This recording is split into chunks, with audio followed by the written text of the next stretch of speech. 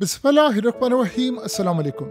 कहते हैं जो मुक्का लड़ाई के बाद याद आए उसको अपने मुंह पर मार लेना चाहिए। मोदी को असल में पाकिस्तान ने बड़ा बुरी तरह नुकसान पहुंचाया है, उसके प्लान्स को, उसकी चीज़ों को।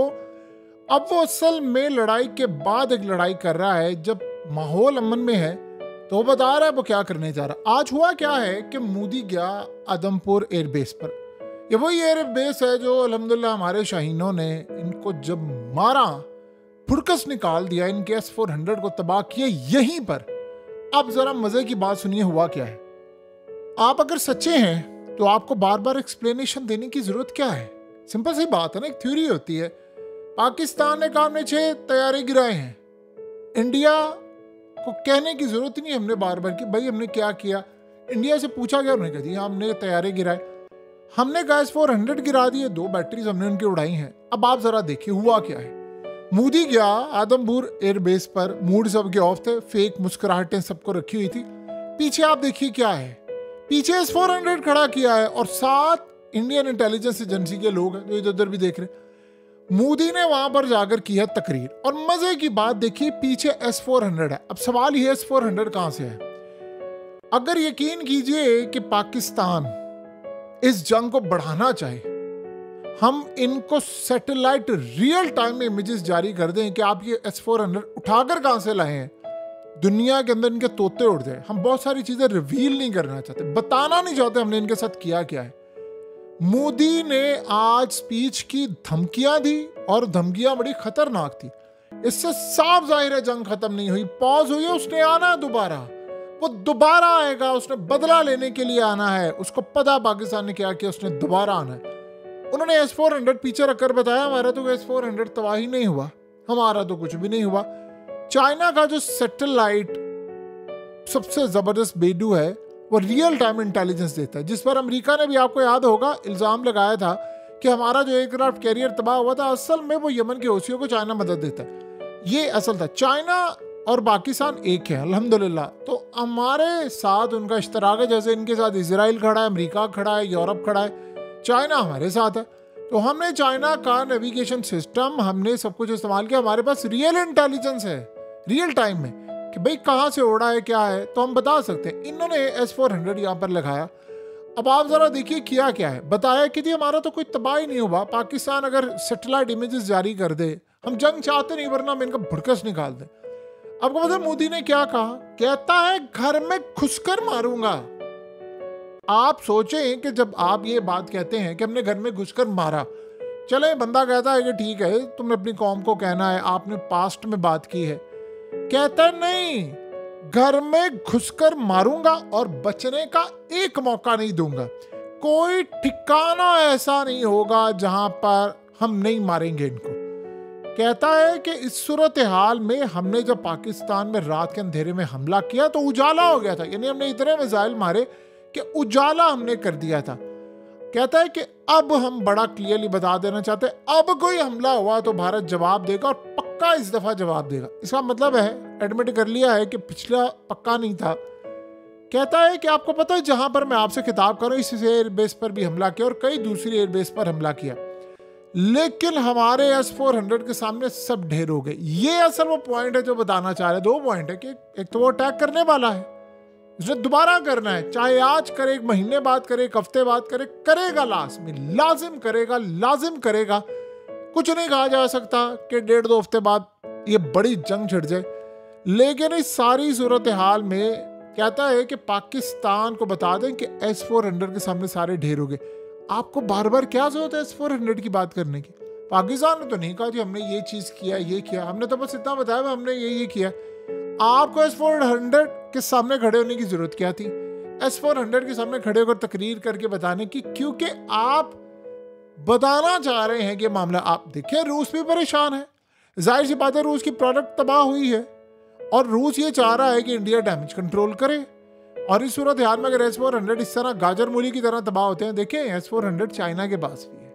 चाइना को तो इंडिया से पहले पता है कि उसकी वीकनेस क्या है, उसकी कामयाबी क्या है, तो उसकी वीकनेस चाइना ने पाकिस्तान के साथ शेयर की है। वैसे भी सारा इलेक्ट्रॉनिक्स S-400 में चाइनीज ही लगा हुआ है। चाइना से बेहतर कौन समझता है कि इसको कब कैसे तबाह करना है। इसीलिए भारत अब आपको पता है S-500 ले रहा है और जो S-500 ले रहा है, यानी अब रूस के साथ उन्होंने कहा मिलकर हम प्रोडक्शन करेंगे।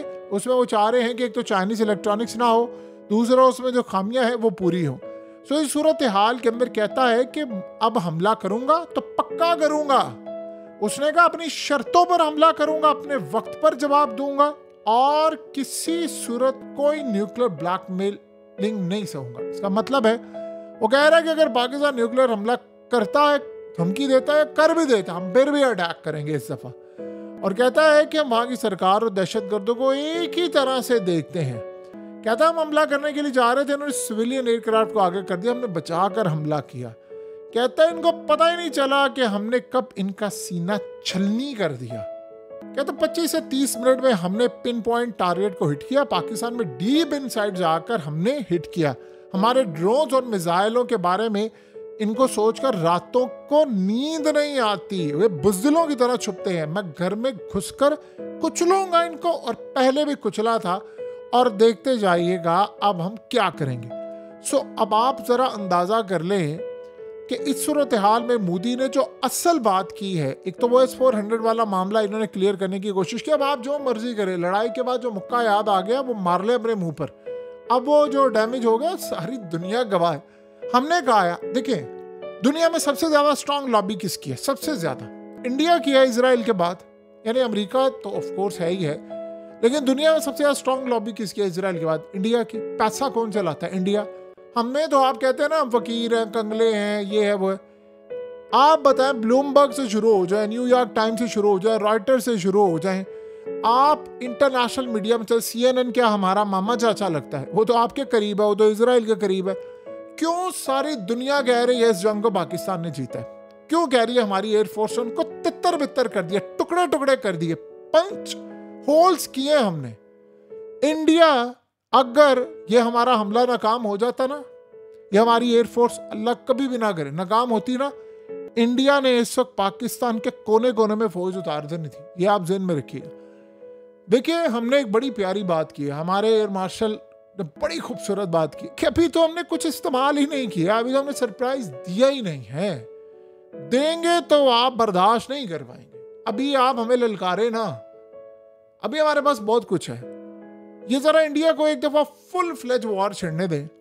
जिस दिन हमने EMP हमला कर दिया ना, जिस दिन हमने ब्लैकआउट किया इंडिया को, हमारे पास इलेक्ट्रॉनिक वारफेयर में बहुत कुछ आ गया। हमने जिस दिन इनके 300 जहाज़ों को एक ही साथ उड़ाया ना, इनको लग समझ आ जानी है कि हमारे साथ हुआ क्या। आपके राफेल तैयारों के रडार पर ब्लैंक स्क्रीन आ जाए, काली स्क्रीन आ जाए, घोस्ट इमेजेस आ जाए, डुप्लीकेट टारगेट्स आ जाए, गलत इमेज आना शुरू हो जाए, आपका कम्युनिकेशन जैम कर दे, हम आपके पायलट की गुफ्तगू सुने, आप क्या बेचते हैं बैठकर, कहां पर बेचते हैं, क्या सूरत हाल होती है, आपको अंदाजा ही नहीं हम आपके साथ करेंगे क्या। ये निसार कर रहे थे वेस्ट टेक्नोलॉजी का, चाइनीज टेक्नोलॉजी विन कर गई, अमेरिका की टेक्नोलॉजी उससे ज्यादा कई गुना ज्यादा बुरी है। कि यमन इनको मार रहा है। आप बताएं अमेरिका के F-35 और F-18 छुपते फिर रहे हैं यमन से, ईरान की टेक्नोलॉजी के आगे। आप बताएं ना कि ना यमन के साथ सुलह, घुटनों में गिरे ना। तुमने तो कहा था हम रेड सी का छुड़वा कर लाएंगे कब्जा, क्या बना? नहीं ना छुड़वा पाए। सो लिहाजा अमेरिका की टेक्नोलॉजी वहां अगर फेल है तो आ जाओ यहाँ पर भी ट्राई कर ले। वैसे की तो सारी थी, इसराइली भी की थी, सब कुछ किया था। तो इस सूरत हाल में हमने वेस्ट को भी हराया, हमने अमेरिका को भी हराया, अल्हम्दुलिल्लाह हमने इजराइल को भी हराया। सबसे ज्यादा खुशी पता है किस चीज की? इजराइल को हराया। आपको क्या लगता है इजराइल यहाँ पर ये जंग खत्म करवाना चाह रहा था? उन्होंने इस जंग को आगे बढ़ाना था, ईरान पर अटैक करना था, और उसके बाद ये मामला ना, उसके बाद आप देखिए क्या हुआ। जैसे ही सब कुछ हुआ, एक डील हो गई है यमन के साथ अमेरिका की, और हम इजराइल के बगैर ही डील कर लिए, क्योंकि ईरान पर हमला करना था, फिर पाकिस्तान की जंग छेड़नी थी, मामला तो आगे बढ़ाना था। लिहाजा इस सूरत हाल में अब आप S-400 लगाएं, S-300 लगाएं, S-500 की तरफ जाएं, ले आए आप S-500 भी। अगर एयर मार्शल हमारे बता दें ना कि हम उनके साथ क्या करेंगे, यकीन करें लेगा नहीं। अरबों डॉलर का S-400 अगर तबाह करके बैठे, लेगा नहीं। एक काम करें, जरा प्यूटन से कहलवा दें यहाँ जरा कि आपके सारे S-400 सलामत है, करके दिखाएं जरा। कहे प्यूटन को कि वो कहे कि पाकिस्तान ने जो अटैक किया था उसमें एक भी S-400 तबाह नहीं हुआ, हम मान लेंगे उसी टाइम। वो नहीं कहेगा, क्योंकि चाइना की टेक्नोलॉजी उसको पता कहाँ तक गई है। चले आज इस सूरत हाल में इंडिया ये बात अच्छी तरह समझ ले भाई, धमकी अब आप देनी है, अब ये लड़ाई मुक गई है, इस लड़ाई के बाद जो मुक्का याद आ रहा है मार लो उसको अपने मुंह पर। सो लिहाजा इस सारी सूरत हाल में हमने जो किया है वो लाजवाब था, लाजवाब था, है, रहेगा। और आप देखिएगा हम इनके साथ करते क्या है। इन्होंने आना है दोबारा। ये लोग सोच रहे हैं जंग खत्म होगी, नहीं, आएंगे दोबारा। अब आए, कल आए, परसों आए, आना है।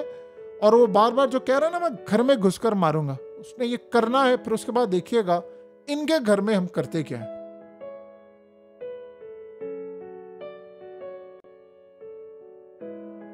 हकीकत टीवी को सब्सक्राइब करना मत भूलें, वीडियो को लाइक करें, शेयर करें और कमेंट सेक्शन में अपनी राय का इजहार जरूर करें।